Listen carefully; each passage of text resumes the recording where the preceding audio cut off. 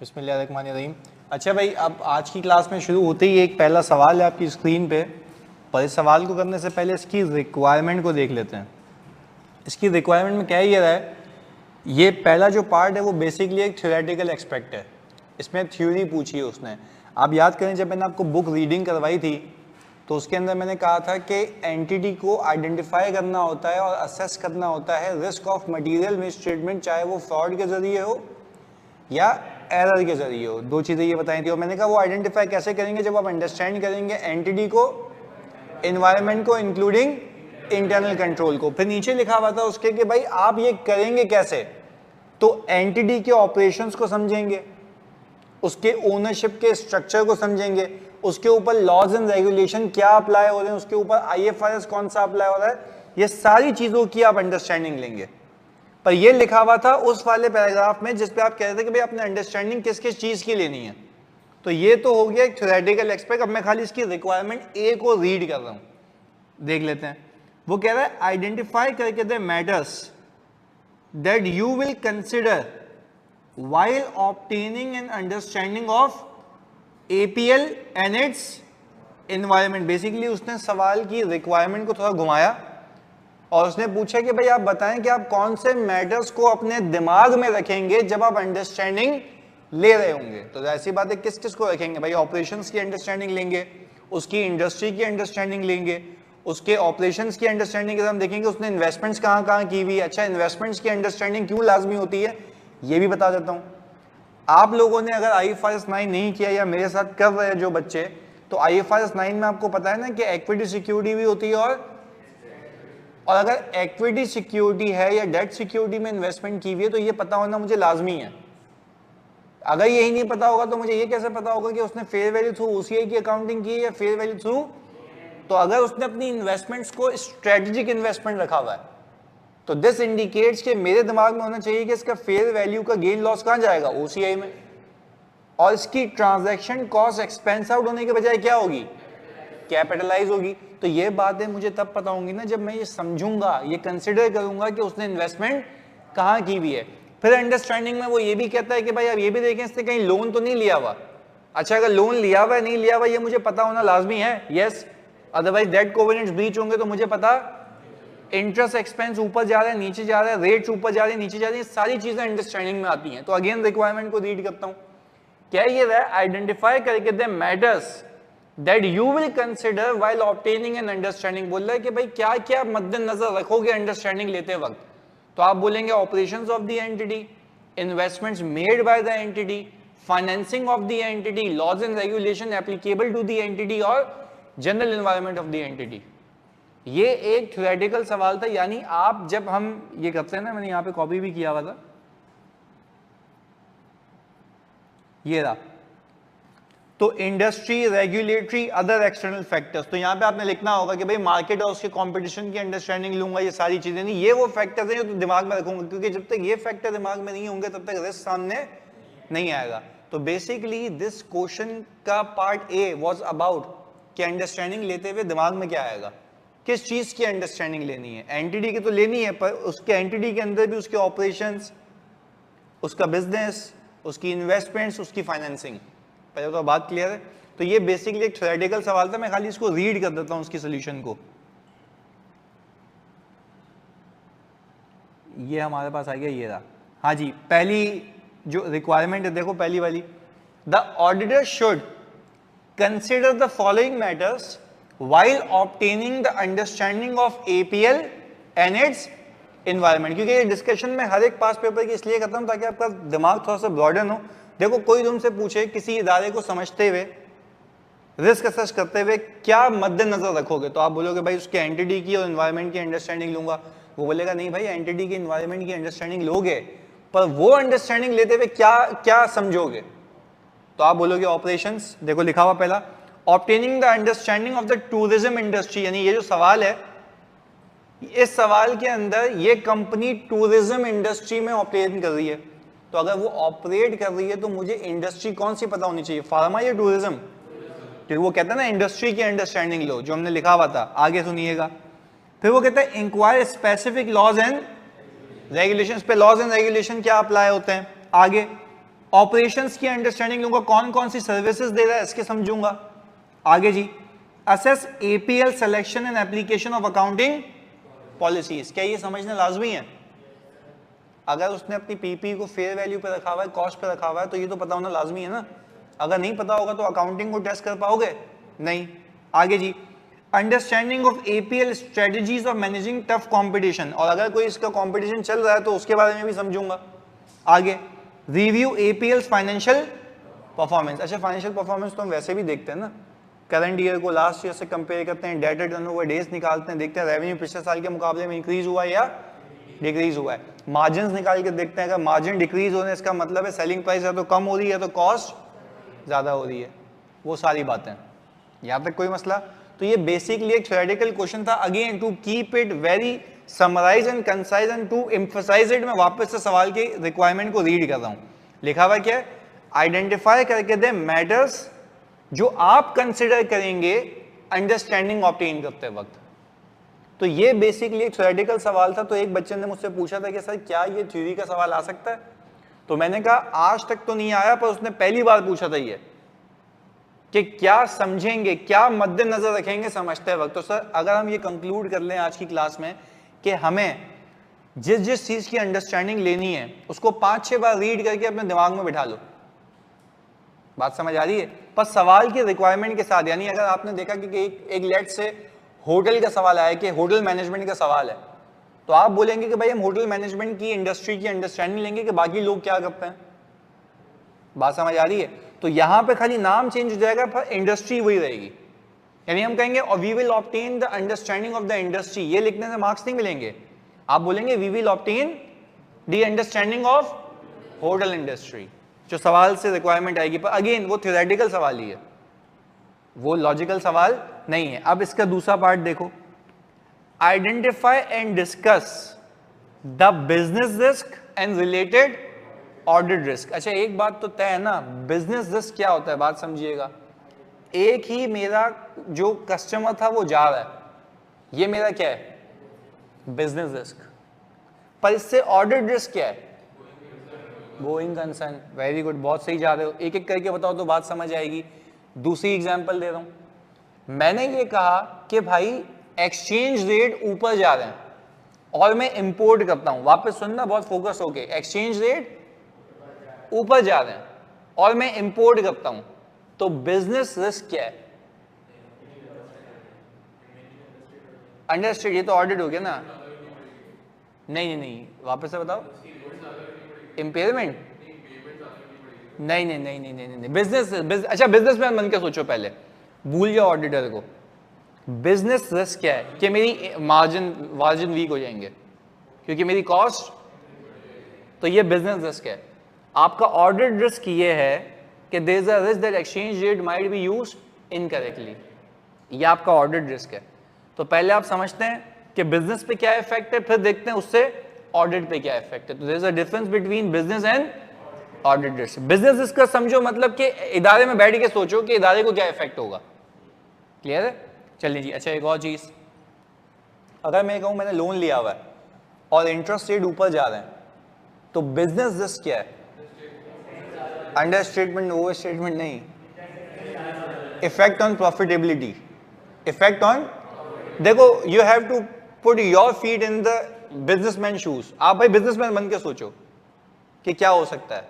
मैं कह रहा हूं भाई, अगर मैं बिजनेस रिस्क की बात कर रहा हूं, you need to think from the perspective of business. Interest rate ऊपर जा रहे हैं तो जाहिर सी बात है फाइनेंस कॉस्ट ऊपर जाएगी तो प्रॉफिट्स। अच्छा, ऑडिट रिस्क क्या है? ब्रीच ऑफ डेट कोवेनेंट्स, दूसरा under statement of interest expense. तो ये दोनों बातें समझ आती हैं? चलिए जी, गुड। अब ये सवाल आपके सामने है, ये सवाल आपके सामने है, जरा इसको रीड करें और इस पे आप जरा लिख के बताएं मुझे इसका solution. Business risk, audit risk. जी,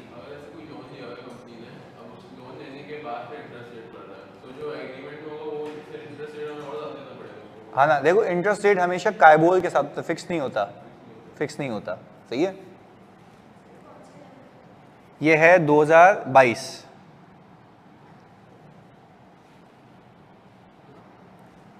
अच्छा, अगर एक बुलंद आवाज में तुम बता दो तो मजा आ जाएगा। यहां पे वो कह रहा है कि पैराग्लाइडिंग ट्रिप की वजह से कुछ लोग गिर गए, उनको इंजरीज आई हैं, तो जिससे मैं पूछूंगा, जिससे क्या सभी बता दो चलो एक साथ या जहीदी के साथ, ऑनलाइन वालों प्लीज ना फोकस होकर बताना। पैराग्लाइडिंग कर रहे थे, गिर गए, मर गए, तबाह हो गए, अब मुझे बताओ इससे बिजनेस रिस्क क्या है?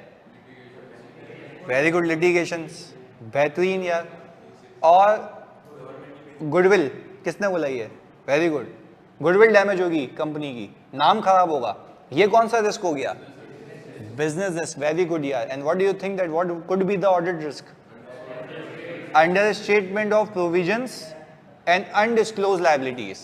बेहतरीन, बिल्कुल सही जा रहे हो आप, करो उसको।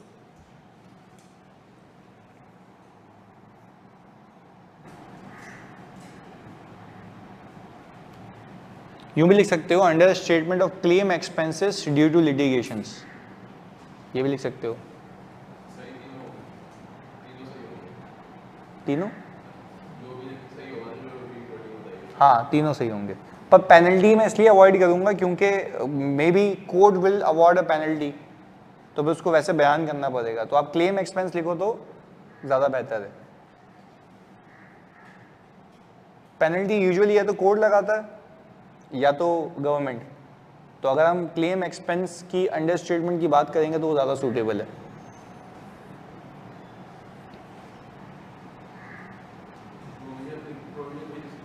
प्रोविजन, क्योंकि अल्टीमेटली क्रेडिट जब तुम डिफाइन कर रहे हो तो डेबिट भी उसका ही है ना, एक्सपेंस। अच्छा ये बताओ बच्चों, इस लाइन में कोई रिस्क है?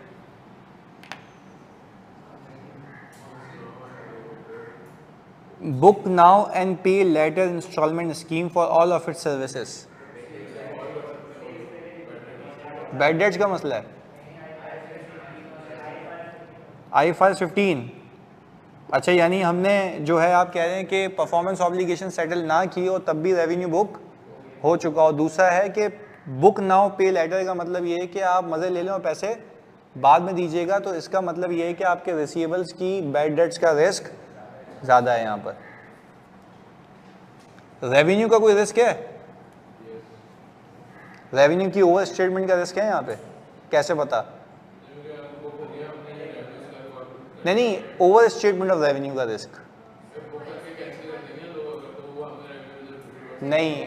आप ये देखिए कंपटीशन आया है, देखो इसमें लिखा हुआ है कि, क्योंकि इसने कंपटीशन का वर्ड यूज नहीं किया इस सवाल में, इसने पता है क्या बोला है? इसने बोला है क्योंकि ये लुक्रेटिव बिजनेस है तो बाकी लोग भी एंटर हो गए और आपसे कम प्राइस पे ऑफर कर रहे हैं, आपसे कम प्राइस पे ऑफर कर रहे हैं, तो डोंट यू थिंक दैट आपका बिजनेस वहां पे स्विच होगा? तो जब आपका बिजनेस वहां पे स्विच होगा तो आपके कैश फ्लोस डिक्लाइनिंग ट्रेंड पे आ जाएंगे, तो यहां से risk of impairment of PP भी निकलता है इसमें।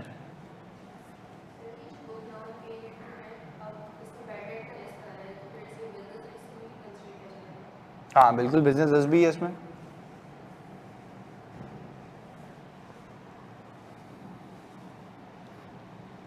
अच्छा जी, यहाँ पे एक हसनैन ने लिखा है APL is involved in adventurous sport and one of its paragliding trip was affected, so there might be a risk of understatement provision and undisclosed cases. Very good. As the APL obtained a bank loan, so there's a risk of breach of debt covenants. बेहतरीन. As the competition increases, so there might be a risk of overstatement of revenue. बेहतरीन.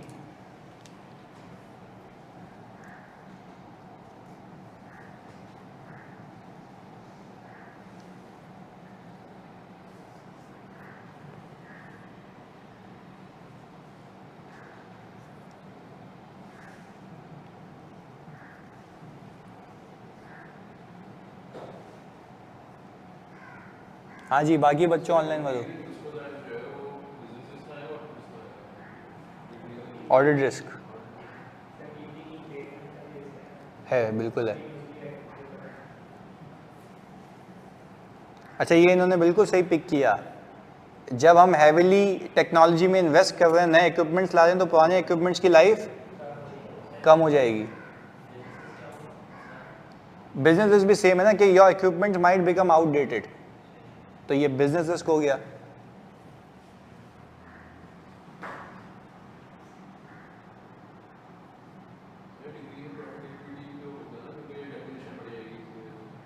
Decrease in,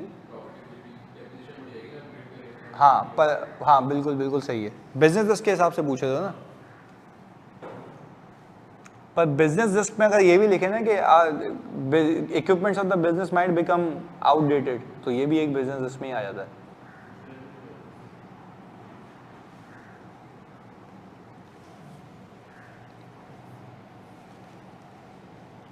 okay, Alisha ने लिखा है as APL is entitled to commission when air tickets and hotel rooms are booked through APL, there is a risk that recognizing commission income even though the booking has not been made through APL। Very good यार, ये तो था ही ना कि performance obligation settle ना की हो और रेवेन्यू बुक हो जाए। और ये भी लिख सकते हैं आप, commission income might have been booked even though the booking has been cancelled. जब कैंसिल हो गया तो आपका बुक ही नहीं होना चाहिए ना।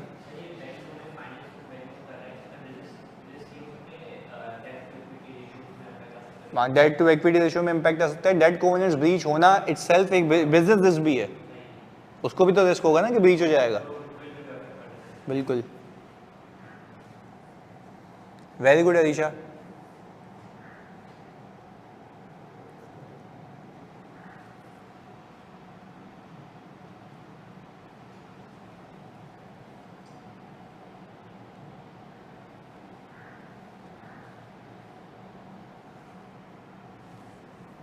हाँ जी, बाकी बच्चे जल्दी भाई लिखना है, मतलब ये ऑडिट है, याद तो कुछ करवाया नहीं मैंने तुम लोगों को, लिख ही लो।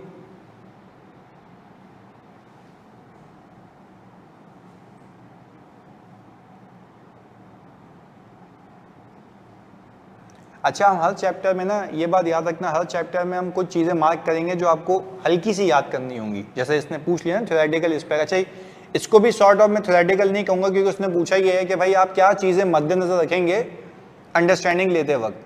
तो वो बेसिक बातें जो आयजा में लिखी हुई हैं वो आपने रिप्रोड्यूस करनी होगी एंटिटी से कनेक्ट करके,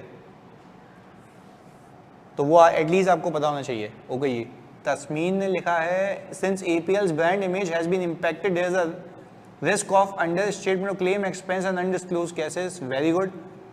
To enhance the security of clients, APL has financed equipment from a loan which will impact its margins. Due to this, there is a risk of breach of debt covenants। Very good। The emergence of competition in the market causes the risk of overstatement of revenue। बेहतरीन। Furthermore, the facility of the book now and pay later facility given by APL rise to the risk of overstatement of receivable and understatement of provision for bad debt expense. बिल्कुल सही,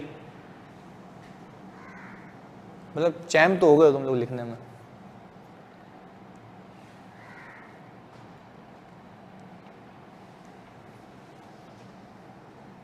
अच्छा, अरीशा ने लिखा है considering the increase competition and the launch of services by other tour operators at low margin there is a risk of over statement of over statement profit नहीं होता कभी भी। अरीशा कभी भी ऐसा नहीं लिखते।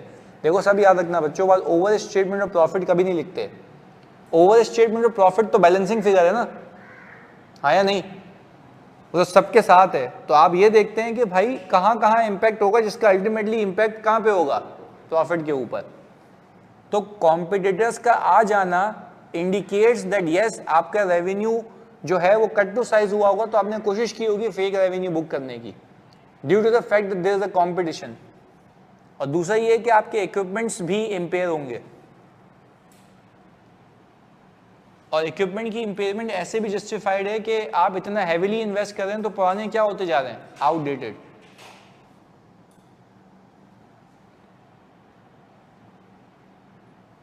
हाँ जी, देखो अगेन बाकी बच्चों नहीं लिखोगे रिस्क ऑफ इम्पेयरमेंट आएगा इसमें, हाँ बिल्कुल आएगा।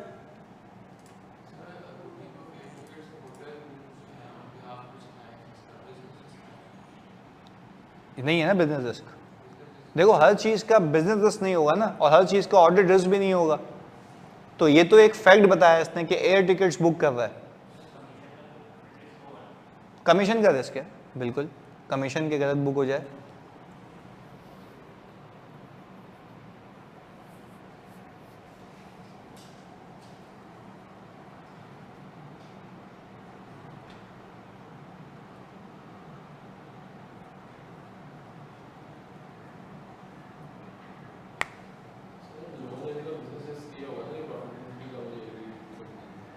बिल्कुल। और बिजनेस ये भी है कि डेट कोवेनेंट्स हो सकता है एंटिटी ब्रीच कर दे, दोनों सेम हो सकते हैं ना इसमें तो सेम हो सकते हैं ना। यानी मैं कह रहा हूँ जो बिजनेस का रिस्क है वो ऑडिट का भी रिस्क हो सकता है ना, इसमें मना नहीं है।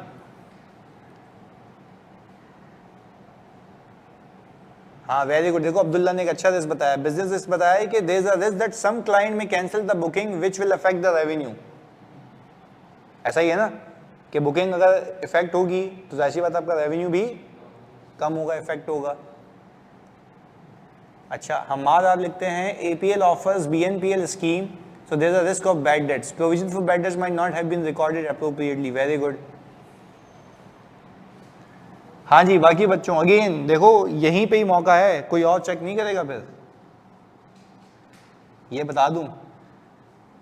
चलिए मुजम्मिल हुसैन लिखते हैं due to severe injuries to its customers APL has upgraded its equipment to prevent from such incident, so therefore there is a risk of understatement depreciation expense of old equipment due to change in life of an old asset, very good।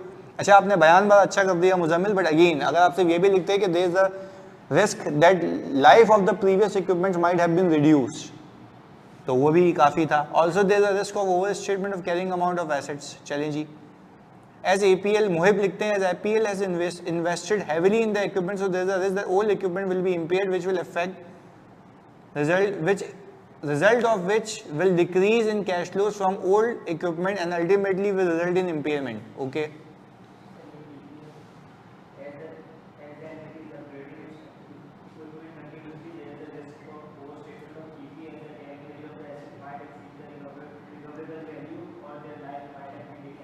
Very good, बिल्कुल सही है।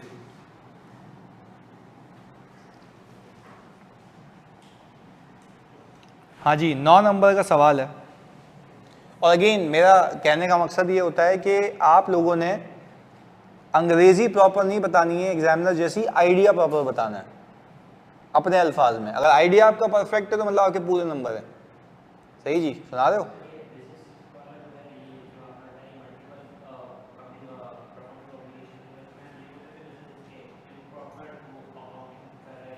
वो तो audit risk है।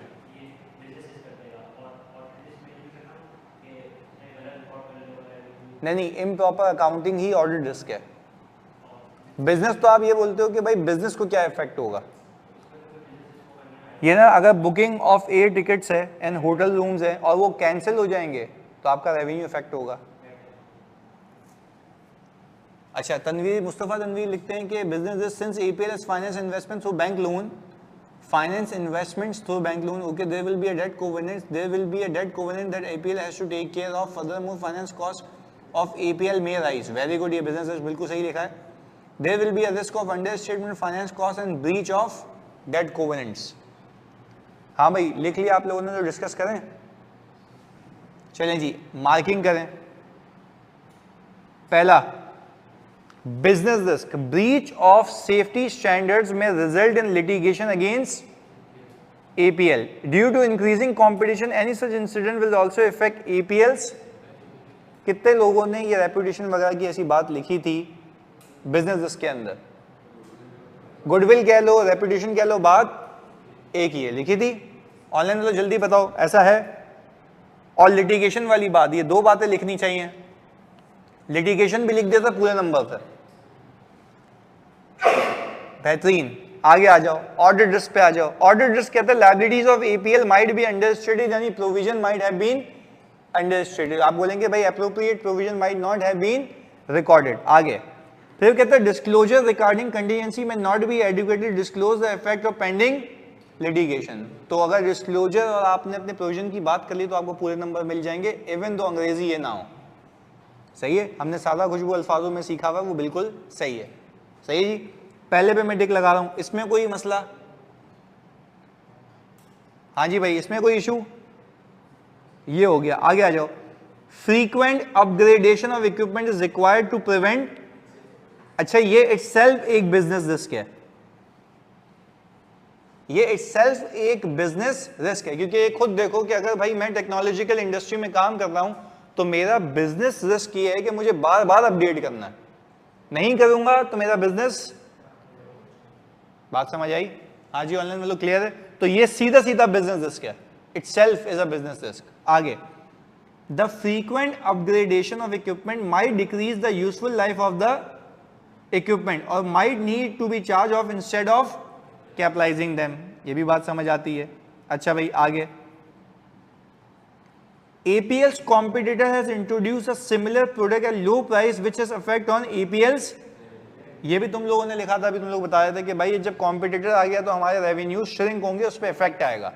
आगे इसका order, if the revenues keep on decreasing APL's equipment may need to be tested for impairment. अगर आपने इम्पेयरमेंट की बात लिखी है तो जस्टिफाइड है, नंबर मिलेंगे उसके पूरे.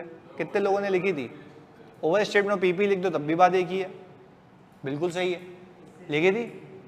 चलें जी आगे, due to the bank loan APL will now have to manage its debt load and all the terms and condition of the loan. और किसी ने ये लिख दिया कि भाई अगर डेट कोवेनेंट्स ब्रीच होने का रिस्क है तो ये भी एक बिजनेस रिस्क में ही आता है.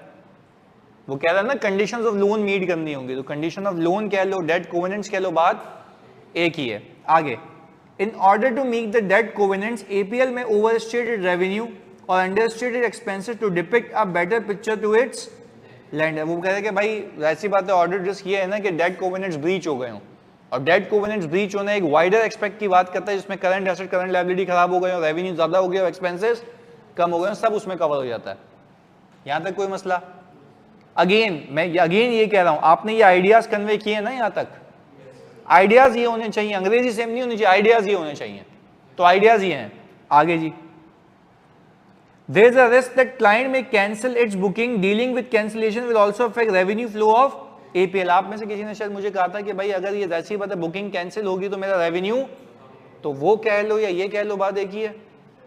आगे जी, there is a risk that APL may recognize commission as revenue even when the criteria for recognizing commission is, और आप अगर ये भी लिख देंगे performance obligation is not settled, तब भी बात एक ही है.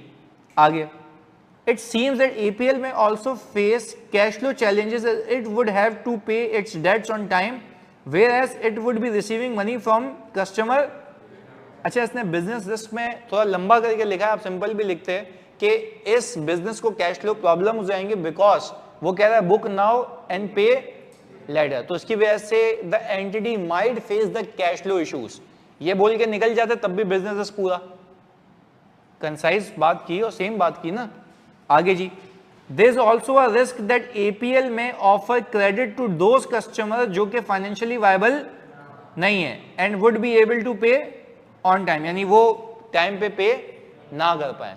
आगे देखिएगा, there is a risk that receivable from customers is overstated and a provision for doubtful debt has not been recorded.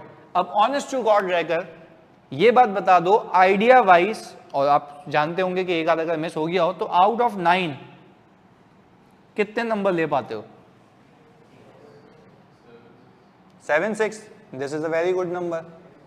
आपको तो 50 चाहिए ना, 6 होगा 7 होगा, this is a very good number. Again एक बात अपने भेजे में फिक्स कर लो, ना तुमने कुछ याद किया है ना तुमने कोई बुक रीडिंग की है.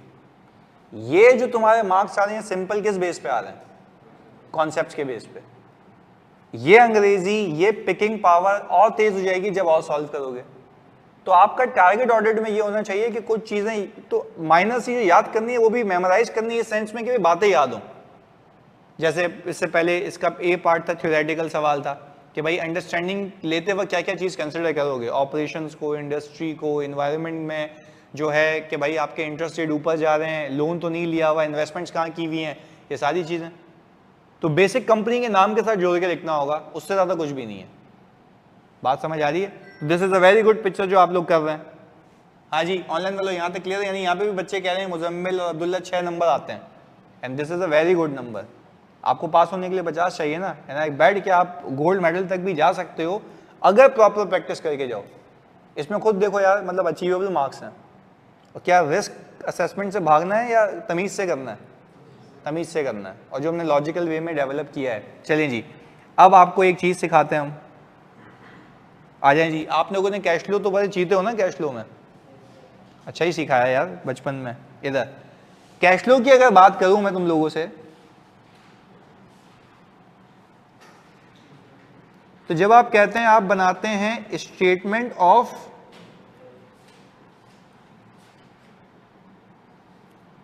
Cash flows. तो स्टेटमेंट ऑफ कैश फ्लो के अंदर आपके पास आ रहा होता है कैश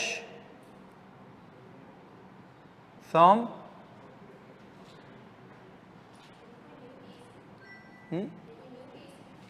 ये बस वैसी केस ही है, बट समझा रहा हूं कि एनालाइजिंग फाइनेंशियल इंफॉर्मेशन। मैं बातों बातों में आपको जो है ना एनालिटिकल प्रोसीजर्स का चैप्टर शुरू करा चुका हूं। रिस्क छोटा एक्सपेक्ट नहीं है, मैं तो खुल के बताता हूं आज। पहले बताता तो शायद तुम बिदक जाते उस पर। रिस्क असेसमेंट में बेसिक अंडरस्टैंडिंग होती है एंटिटी की और एनवायरनमेंट की। रिस्क असेसमेंट में इंटरनल कंट्रोल की अंडरस्टैंडिंग होती है, जो कि अभी हमने सीखा नहीं है। रिस्क असेसमेंट के अंदर एनालिसिस होते हैं फाइनेंशियल स्टेटमेंट्स के, कि फाइनेंशियल्स को एनालाइज करो, उससे भी तुम्हें कुछ रिस्क पता लग जाते हैं, जैसे debtor turnover days, creditor turnover days, margins, current asset, current liability, debt to equity ratio. अब सिखा रहा हूं cash flow. Basically we are analysing financial information, basically we are analysing. आज के बाद मैं आपसे पूछूं रिस्क असेसमेंट के लिए क्या सिर्फ एंटिटी को समझना लाजमी है, एनवायरनमेंट को समझना लाजमी है, फाइनेंशियल इंफॉर्मेशन को भी? वहां से भी आपको रिस्क मिलते हैं।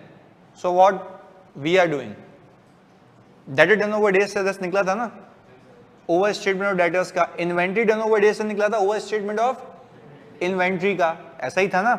मार्जिन डिक्रीज हो रहे थे तो रिस्क निकला था ओवर स्टेटमेंट ऑफ इन्वेंट्री का, कि हो सकता है कि सेलिंग प्राइस हमने कम की हो या कॉस्ट ऊपर आ गई हो। तो ये सारे रिस्क हम ऑल टुगेदर सीख चुके हैं। एनालाइजिंग फाइनेंशियल इंफॉर्मेशन, जब वो खत्म करवा दूंगा तो वो भी रीड करवाऊंगा, पूरा चैप्टर रीड करेंगे, उसमें कोई दो राय नहीं है। पर अभी हम प्रैक्टिकलिटी से पास पेपर को कवर कर रहे हैं। आगे जी, हम बात कर रहे हैं कैश फ्रॉम ऑपरेशंस की। हमने कहा ये कैश फ्रॉम, यानी ये स्नैपचैट बंद कर दे यार प्लीज। अच्छा भाई, कैश फ्रॉम ऑपरेशंस। अच्छा भाई, एक अब्दुल्ला ने सवाल किया सर, थोड़ा ऑडिट से हट के क्वेश्चन है।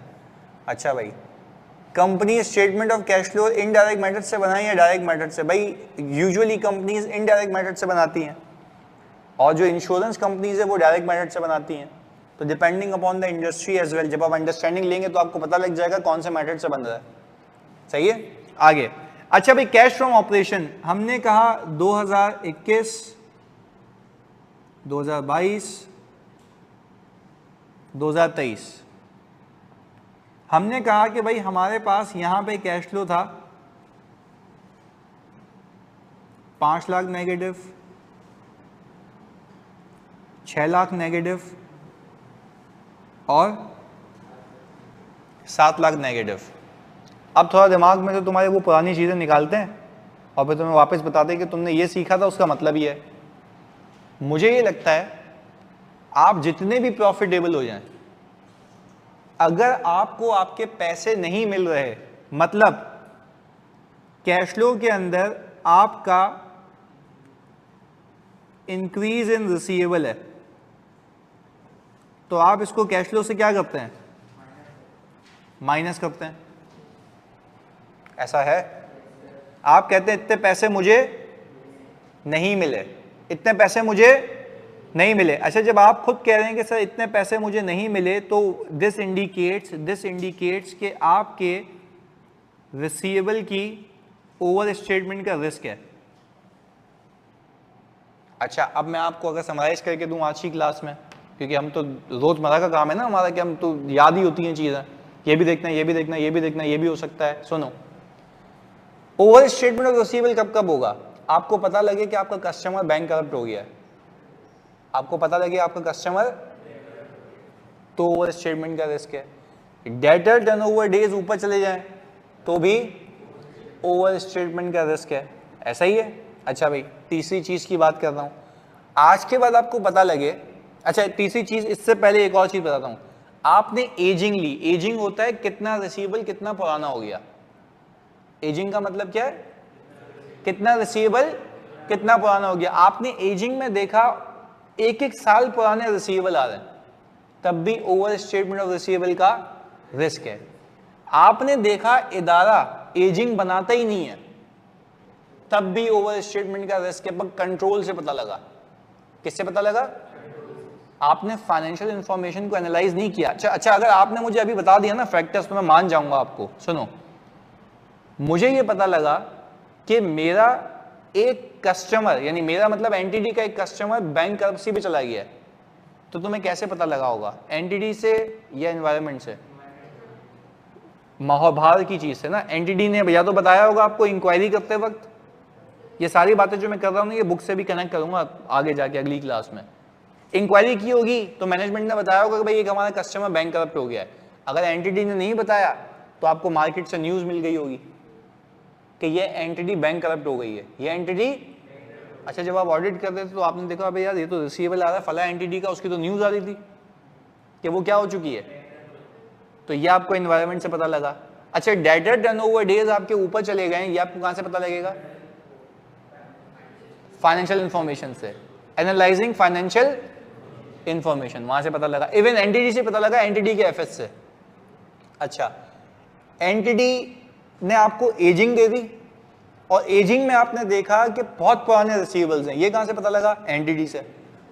डॉक्यूमेंट्स को इंस्पेक्ट करते हुए, डॉक्यूमेंट्स को इंस्पेक्ट करते हुए, या तो इंक्वायरी करी, उसने बता दिया भाई 2-2 साल पुराने हैं हमारे पास, तुमने कहा अच्छा वेरी गुड थैंक यू यार आपने हमें बता दिया, हमें तो रिस्क ओवर स्टेटमेंट का। चलो जी, चौथी चीज, एजिंग बनती नहीं है, इंटरनल कंट्रोल की अंडरस्टैंडिंग पे पता लगा। तो these all are the aspects of understanding जो कि एक रिस्क बनाते हैं।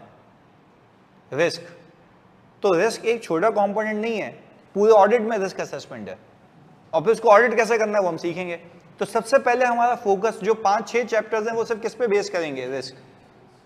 तो वो हम कनेक्ट करेंगे साथ साथ। चलें जी आगे। अब मैं आज 5वीं चीज सिखा रहा हूं। पहले बताओ ये बातें समझ आ गई ना जो मैंने कही, कि आप जब रिस्क असेसमेंट करते हैं एंटिटी, एनवायरनमेंट, फाइनेंशियल इंफॉर्मेशन, तीनों को मिला के। आओ जी वापस से फाइनेंशियल इंफॉर्मेशन पर तरीका अलग है। आप देख रहे हैं हर साल कैश फ्लो कम होता जा रहा है, कैश फ्लो मतलब नेगेटिव होता जा रहा है। तो नेगेटिव कैश फ्लो की अलामत ही यही है ना, या तो आपके वैसे ही लॉसेज हो, लॉसेज हैं तो आपके पैसे जा रहे हैं इंस्टेड ऑफ आ रहे हैं, ये बात होती है। अगर आप प्रॉफिटेबल हैं फिर भी नेगेटिव कैश फ्लोज है, मतलब आपकी रिकवरी नहीं हो रही। पहला रिस्क तो ये हो गया कि आपके रिसीवेबल्स का इंक्रीज आपके कैश फ्लो से क्या होता है? माइनस होता है। तो जाहिर सी बात है ईयर ऑन ईयर बेसिस पे अगर आपके रिसीवेबल इंक्रीज होते जा रहे हैं तो हर साल वो क्या होते जा रहे हैं? यानी सेल हुए जा रही है, पैसे नहीं आ रहे। एक और चीज है,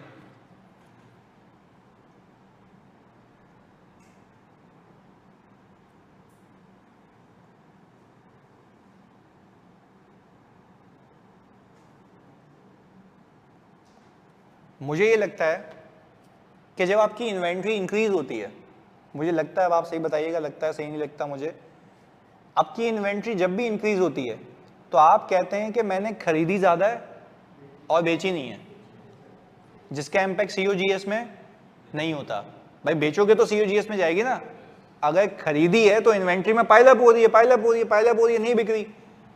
तो आपको क्या लगता है कि नेगेटिव ऑपरेटिंग कैश फ्लोज का होना कितने रिस्क की अलामत है? 2, over statement of inventory, over statement of receivables. चलिए एक और बात कर लेते हैं। जब कैश फ्लो ही मर गए आपके तो पीपी की रिकवरेबिलिटी है या नहीं है? कैसे पता? कैश फ्लोज ही नहीं आ रहे, कैश फ्लो नहीं आ रहे तो वैल्यू इन यूज, तो पीपी की वैल्यू कम हो जाएगी। तो आप देखो एक बच्चा बैठा हुआ है और वो रट्टा लगा के चला गया, ये होगा तो ये होगा, ये होगा तो ये होगा। भाई लॉजिकली समझ लो ना कि फाइनेंशियल स्टेटमेंट्स चलते कैसे हैं। जब हम FAR 1 की बात करता हूं मैं, जब मैं FAR 2 की बात करता हूं तो मैं बात करता हूं लॉजिक्स की। क्या आप लॉजिकली चीज समझ लो, आप कभी नहीं भूलते, तो आपको एटलीस्ट इंपैक्ट पता होता है। अब एक बच्चा कैश फ्लो सीख के आया हो, उसने बोला भाई ये इंक्रीज होगा तो माइनस कर दियो, भाई क्यों माइनस कर दियो? लॉजिक हो तो फिर ये भी समझ आएगा। तो ये पूरी कनेक्टिविटी है। पहले बताओ बात क्लियर है? यानी हम अगर कैश फ्लो को भी देखें तो उससे भी मल्टीपल रिस्क निकल सकते हैं, पर ये कैश फ्लो मैं क्या कर रहा हूं? सिर्फ एनालाइजिंग फाइनेंशियल इंफॉर्मेशन। बात क्लियर है? अच्छा, अब इसी के बेस के ऊपर आपकी खिदमत में बस एक मासूम सा सवाल पेश है।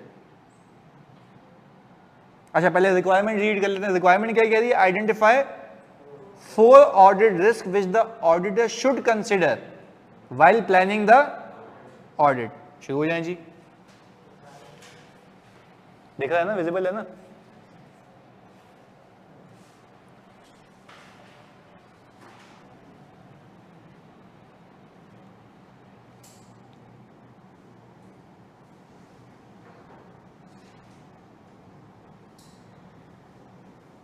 नहीं नहीं समर, ये वो नहीं है, ये प्लानिंग फेज वाला नहीं है, रिसर्च एक्सपेंस नहीं है। प्लानिंग फेज का मतलब ये ऑडिट प्लानिंग कर रहा है, ऑडिटर प्लान कर रहा है कि मैं ऑडिट कैसे करूंगा, तो उससे पहले सारी चीजें देख रहा है।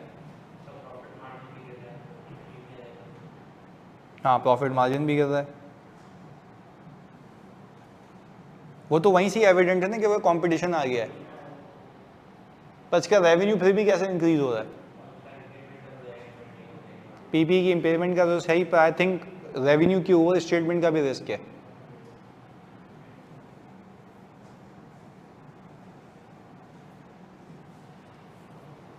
तस्मीन ने लिखा है negative cash flow indicate the risk of over statement of receivable in inventory due to advancement in technology there is a risk of impairment of PP. Okay, significant investment has been made by SL so there is a risk of under statement of interest expense.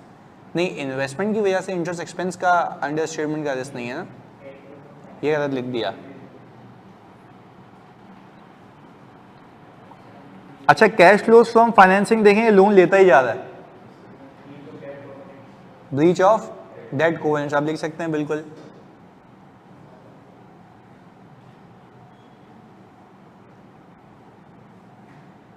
Yes, बिल्कुल।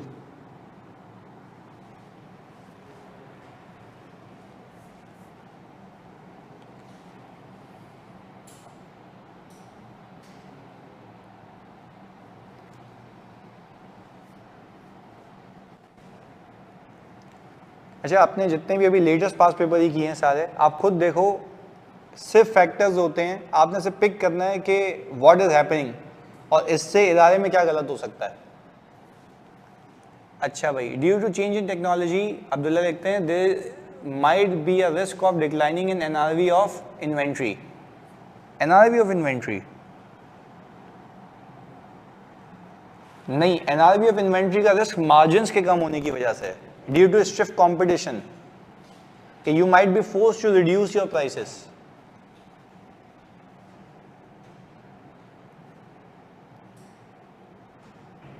Increase in finance cost की वजह से breach of date covenants नहीं होगा, financing ली हुई है इसलिए होगा रिस्क। अच्छा, फाइनेंसिंग ली हुई हमें कैसे पता लगा? Cash flow from financing activities, और ऊपर चार्जेस भी इंक्रीज हो रहे हैं, क्योंकि एक बंदा क्लेम करे आके मुझे बोले कि सर शेयर्स भी तो इशू हो सकते हैं, तो यहाँ से पता लग रहा है ना, फाइनेंशियल चार्जेस ऊपर जा रहे हैं। Since the competition has emerged in the market, SL's revenue is increasing throughout the year. There is a risk of overstatement of revenue. Very good, Muzammil.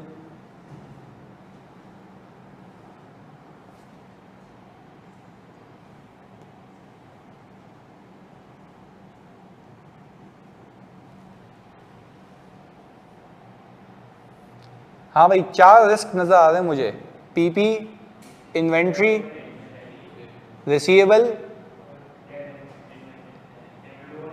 और रेवेन्यू, 4। मोहिब लिखते हैं although there is an increase in competition but still there is an increase in revenue so the risk that entity might have overstated revenue. Very good.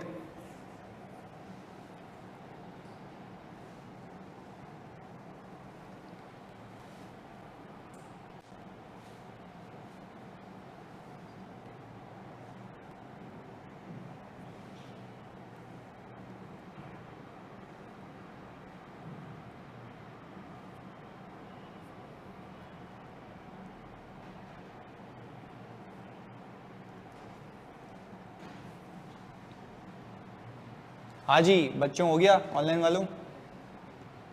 Done है, 4 मिल गए। ये भी 8 marks का सवाल है, तो हम जरा देखते हैं।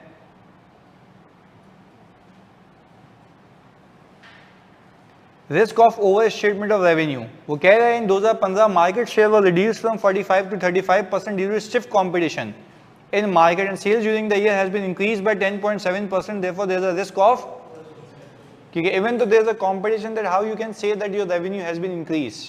हम ये नहीं कह रहे नहीं हो सकता, हम कह रहे हैं एफर्ट्स किए होंगे, बट हम जब ऑडिट करेंगे तो फोकस रखेंगे कि वजह क्या थी इंक्रीज होने की, तो वो टारगेटेड दिमाग चलना चाहिए। आगे, risk of impairment and value of PP, ये भी लिख लिया था तुम लोगों ने। अच्छा भाई, significant investment technology and declining cash flow, दो फैक्टर्स हैं जिसकी वजह से ये हो रहा है। एक तो सिग्निफिकेंट इन्वेस्टमेंट कर रहे हो टेक्नोलॉजी में, तो इससे पुराना इक्विपमेंट आउटडेटेड होगा, और दूसरा कैश फ्लो क्या आ रहे हैं, नेगेटिव आते जा रहे हैं। And positive financing cash flow indicate the company is having cash flow problems which indicate the risk of lower value in use of PP due to reduce cash flow which poses a risk of over statement of PP. यही है भाई बात। चलें जी आगे, risk of existing overstatement of existing inventory due to change in technology, the demand for SL products might have been affected and there is a possibility that NRV of the inventory may have been declined and a provision for obsolescence may be required, यानी provision for NRV might have been required, जो कि हुआ नहीं होगा। आगे, risk of overstatement of value of debtors in view of the negative operating cash flows, it seems that the SL has not been able to generate operating cash flow despite increase in, देखो अब मैंने prove किया था पीछे, cell बढ़े जा रही है, पैसे नहीं आ रहे, तो इसका मतलब ये है कि हमें रिकवरी नहीं हो रही है, which might indicate that debtors are either doubtful और नॉट रिकवरेबल। भाई बात क्लियर है। तो अगर ये 8 मार्क्स का सवाल है तो इसमें से आप कितने देते हैं अपने आप को? 6, इसमें सारे ही मिलते हैं, गुड है। अच्छा भाई मुझे जल्दी से बताओ, सवाल आया भाई कि नेगेटिव कैश फ्लो से पीपी कैसे इंपेयर्ड है? क्योंकि आप वैल्यू इन यूज की कैलकुलेशन कैसे करते हैं? Present value of future cash flows. Your current cash flows are negative, then how you can say that future cash flow will be positive. और अगर आप एक चीज याद करें, जब आप कैश फ्लो बनाते हैं वैल्यू इन यूज का, तो उसमें फाइनेंसिंग कैश फ्लोज नहीं लेते, इंटरेस्ट एक्सपेंस वगैरह नहीं लेते, तो उसको हटा के देखते हैं ना कि एग्जिस्टिंग हालत में वो कैसा है। याद आ रहा है? इवन ओवरऑलिंग भी नहीं लेते कि ओवरऑल हो के खर्चा होगा तो इससे ये बेनिफिट आएगा, वो भी नहीं लेते। हम कहते हैं एज इट इज, जिस हालत में कितना कमा के देगा। तो क्या ये हालत सही दिख रही है या गई? खस्ता हालत है, तो वो खस्ता हालत ऐसे पता लग रही है कि पैसे नहीं मिल रहे। क्लियर है? हाँ जी, एनआरवी वाली बात रिपीट करते हैं। देखो वो कह रहा है क्योंकि सब बताओ बच्चों, कंपटीशन आ गया है, मार्केट शेयर गिर गया है, तो आपको बेचने के लिए प्राइसेस ऊपर करेंगे नीचे करेंगे, तो there might be a case कि आप एनआरवी को ब्रीच कर दें, कॉस्ट को ब्रीच कर दें, तो there is a risk of overstatement of inventory. लेकिन सर हम fair value less cost to sell को भी तो कंसीडर करते हैं ना। Yes I am saying that fair value, चलो एक और बात जल्दी बताओ, fair value less cost to sell भी कम होगी, मैं तुम्हें प्रूव कर सकता हूं इस सवाल में। कैसे? चेंज इन टेक्नोलॉजी, नई टेक्नोलॉजी आ रही है तो तुम्हारे एग्जिस्टिंग इक्विपमेंट की टेक्नोलॉजी कम हो जाएगी और वैल्यू भी कम हो जाएगी। सही है मुहिब? तो दोनों चीजें हैं।